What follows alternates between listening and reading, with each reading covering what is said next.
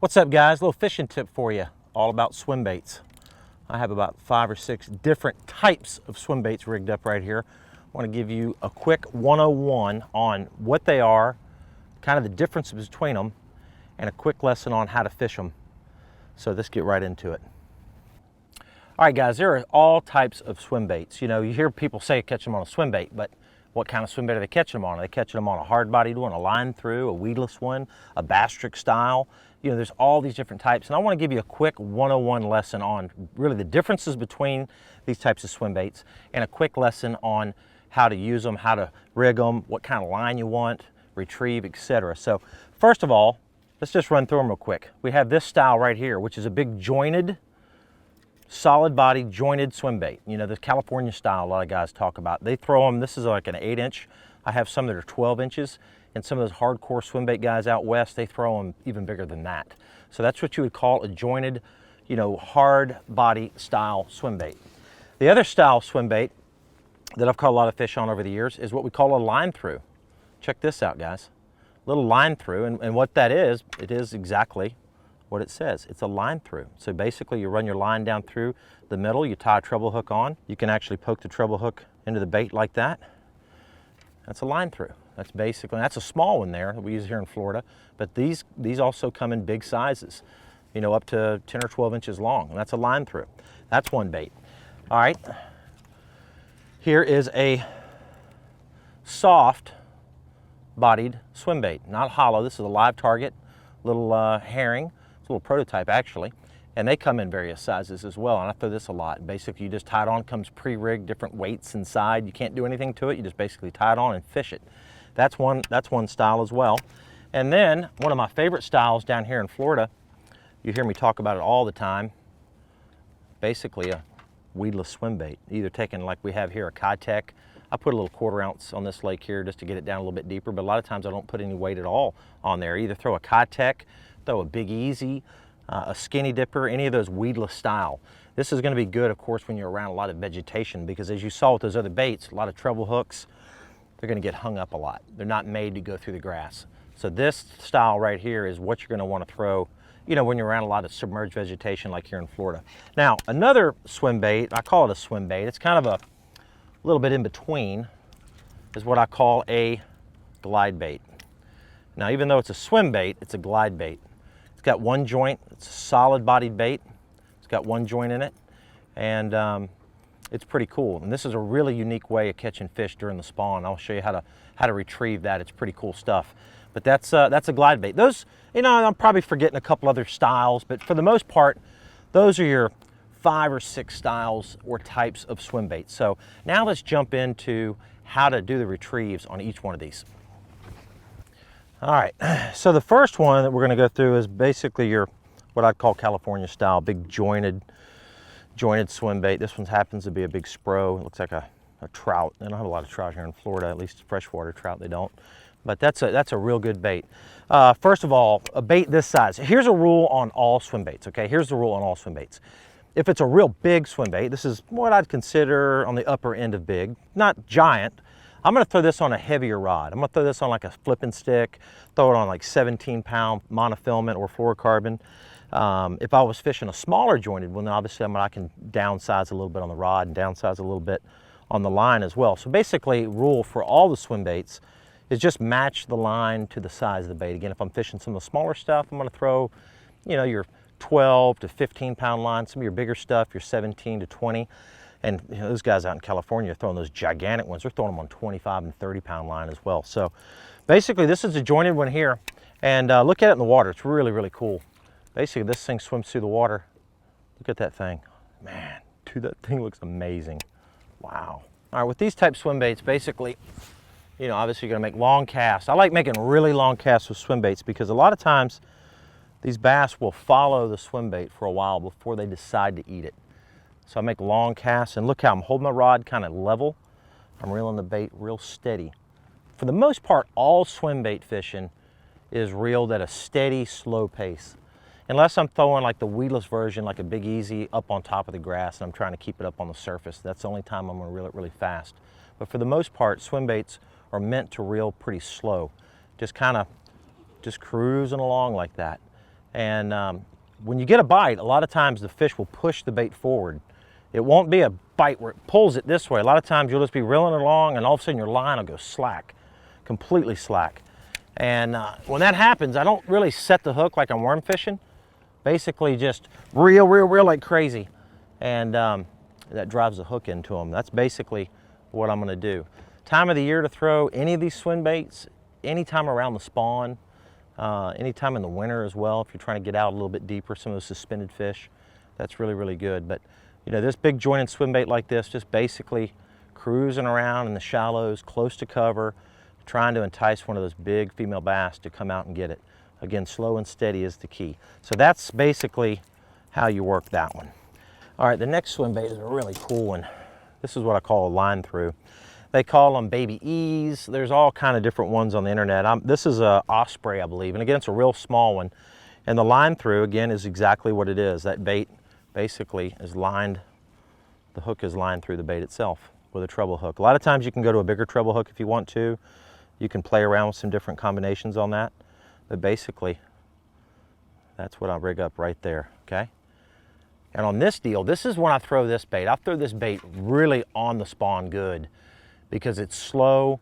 It just, for some reason, it just makes those male bass and female bass really react well to it. Same type deal, you're gonna make long casts. Now this is a smaller one here, so I'm throwing it on 15-pound fluorocarbon. Again, if you notice, I'm holding the rod the same way. I really am. I'm not really doing a whole lot different to it. Now, if I want to get it up closer to the surface, I'll just lift my rod tip up because I don't want to change the speed of the bait. I just want to change the depth. You know, if you reeled it a lot faster, it would raise it up, but then the bait goes too fast. You want that bait just wobbling along. It's a very subtle action on this bait here. I use it a lot again when the spawn's on. A lot of times I'll skip it up under docks. It skips good. And I'll watch a fish come out and kind of chase it for a second and turn back under the dock. And I know at that point that that fish is spawning somewhere underneath there. And a lot of times I can come back in the tournament and flip around the dock and a lot of times catch the fish. So not only catch fish on it, but I also use it as a search bait. It's a really good one. And you know, just play around with it. But again, same type of retrieve. You know, your reel speed on these, you know, you can use an 8-to-1 if you want, but if you do have some 6-to-1s laying around, that's a good speed to use on these style swim baits because again, you're not reeling them real fast. All right, let's go to this one right here. Now I've absolutely murdered them on this little dude right here. I did a couple shows last year on Okeechobee with John B. and Rob from Lunkers TV came down and we just blasted them on that little thing. And again, Live Target makes several other styles and other sizes. This is just one of the small ones here. But it's real good when the fish are obviously eating on small bait. Now this is already rigged, so you're not gonna do anything to this bait at all. You don't have to rig a hook in it. You basically just tie it on and go. It's fairly weedless, but it's not the most weedless. The most weedless is gonna be, you know, your Big Easy style type swim bait. But again, this is small, so what am I gonna do? I'm gonna rig this up on lighter line. This actual size right here, I might even throw it on 12. And again, this bait casts really good. You're gonna make a long cast out there, especially if you're in open water, and reel it basically the same way. You know, just a real slow retrieve. And a lot of times, especially on Lake Okeechobee, when those seagulls you're diving on shad, that size, ooh, you can blast them really good.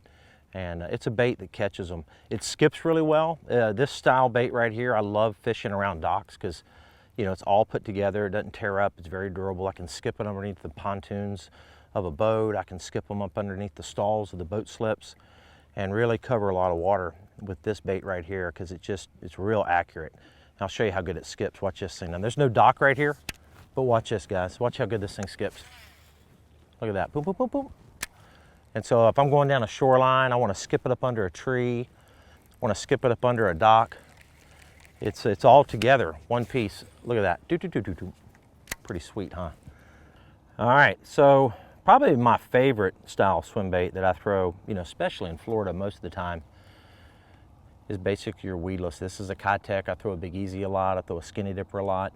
Throw different brands. Just depends on where I'm at. But again, you're just taking a big hook with a screw lock on it. Makes it weedless. Now I do have a little weight on this, and this is just to get it out a little bit farther and get a little bit deeper. But if I was in the thick vegetation like on Okeechobee and the cattails and stuff, I wouldn't really even have a weight on there. I just basically let it be subsurface barely or even on the surface. But right here I can get this bait down a couple feet and it works really well, especially on a lake like this where you got a lot of grass out, you know, 4 or 5 feet deep. A bait like this works well. This is one of the baits I throw braid on most of the time. Very seldom do I throw a bait like this on anything but say 65-pound P-line X braid.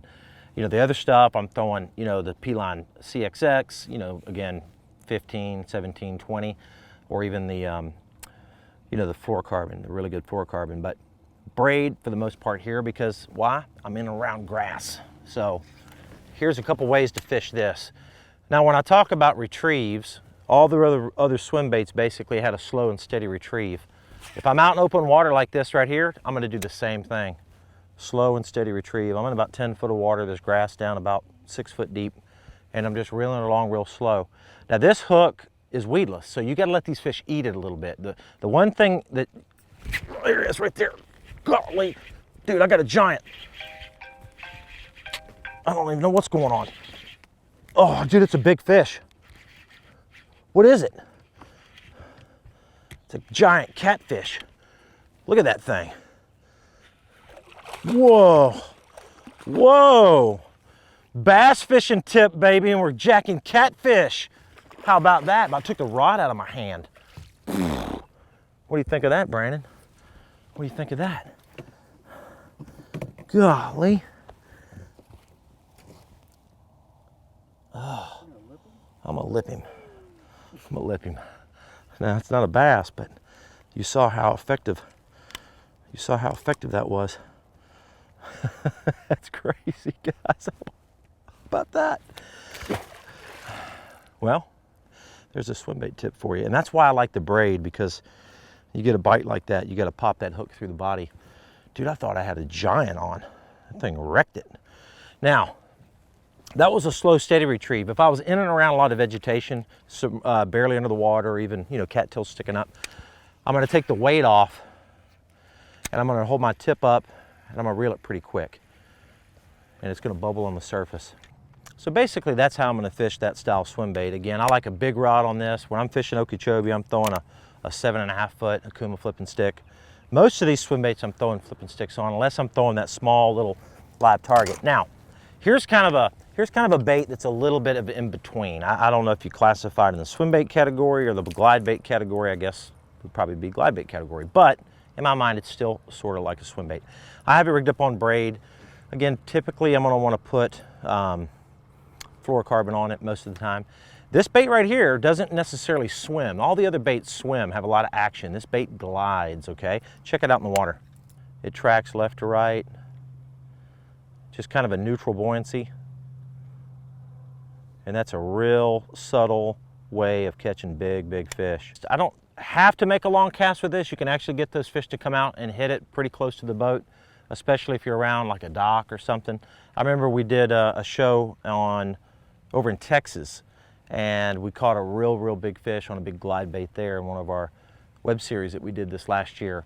And it's a bait that catches them pre-spawn. This is a really good pre-spawn bait. The biggest fish in the lake a lot of times will bite. Now, I'm reeling it even slower. You gotta really see how every glide bait works just a little bit different, and you gotta play around with it. There's times I'll stop it. It's one of the only baits that I'll stop totally and just let it sit there because it's a neutral buoyancy. And a lot of times those fish are tracking it real slow, and you're just reeling it along, and I'll stop, kind of pull it, kind of play around with it. Best thing to do is go to a swimming pool or go to your lake that's real clear and get to understand how that exact glide bait really works, because there's little twitches you can do, little pauses. There's little things you can make that bait do. You can actually make that bait almost turn around in the water, which is kind of crazy. So if you ever see a big fish behind it, you just stop it and pause it, you can turn that thing around. It's really cool. All right, so here's what I'm gonna do. I'm gonna make this bait turn around. Now watch this. Let's get it going. Can you see the bait there? Okay, and I'm gonna stop it. See, I made it almost turn around. Look at that. I'm gonna do it again. That wasn't a real good one. Do it again right here. Reeling it along real slow, real slow. Look at that. That's awesome. It's little things like that that you can do with this glide bait. A big old fish will come up and eat it. So guys, the next time you're in Bass Pro Shops or one of your tackle shops and you want to find some swim baits, make sure you're finding the right kind of swim bait for the right application.